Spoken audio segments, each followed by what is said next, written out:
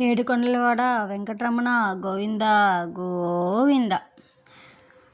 నిర్విఘ్నంగా 4వ శనివారం కూడా కంప్లీట్ చేసుకున్నానండి. అదేనండి, సప్త శనివార వ్రతం చేసుకుంటున్నాను కదా, 4 వారాలు అయితే కంప్లీట్ అయిపోయినాయి అన్నమాట.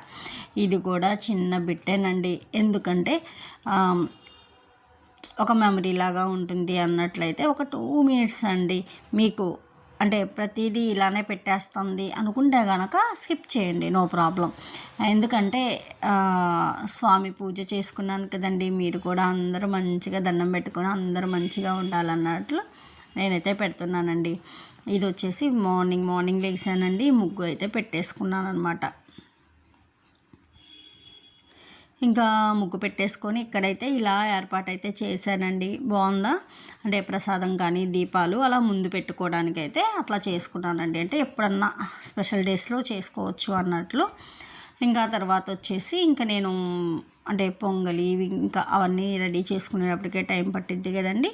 ఇంకా అలా టైం పట్టిందండి. 7:48 అయితే పూజ అయితే కంప్లీట్ చేసేసుకున్నాను అనమాట. కానీ అండి, ఎంత ప్రశాంతంగా ఉంటుందంటే పూజ చేసుకున్నాక అంత హ్యాపీగా ఉంటుందండి మనసుకైతే.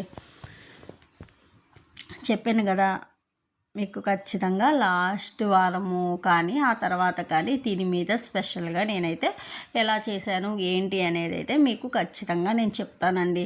ఎవరైనా తెలియని వాళ్ళు ఉంటే ఖచ్చితంగా చేసుకోండి, మంచి జరిగిద్ది, చాలా బాగుంటుందండి.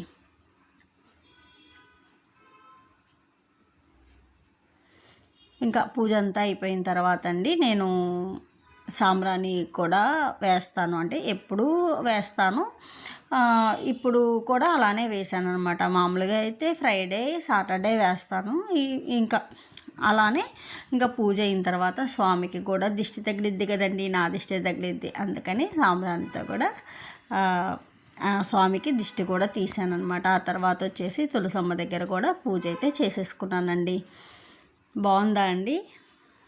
ఇంకా నేనైతే రెడీ అయిపోయానమాట. ఈ వీడియో నచ్చితే లైక్ చేయండి, షేర్ చేయండి, సబ్స్క్రైబ్ చేయడం మాత్రం మర్చిపోవద్దండి. Thank you, bye bye.